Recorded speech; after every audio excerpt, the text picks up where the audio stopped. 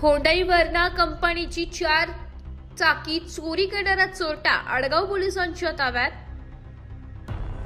याबद्दल अधिक माहिती अशी की आडगाव येथे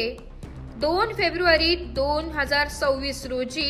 गुन्हा दाखल असून सदर गुन्ह्यातील फिर्यादी नामे अभिनव नारायण वणसे वर्ष 25 राहणार रो हाऊस नंबर 2 गट नंबर 345 दत्तनगर संगम बिर्याणी जवळ शिवकृपा स्वीट्स कोणार्क नगर आडगाव शिवार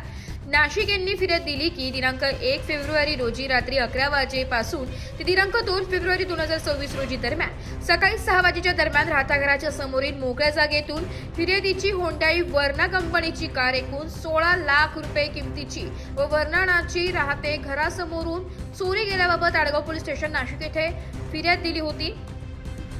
सदर गुन्ह्याचे तपास करत असताना पोलीस अंमलदार अक्षय गोसावी नेमणूक गुन्हे शोध पथक आडगाव पोलीस स्टेशन नाशिक शहर यांना गुप्तदारामार्फत बातमी मिळाली की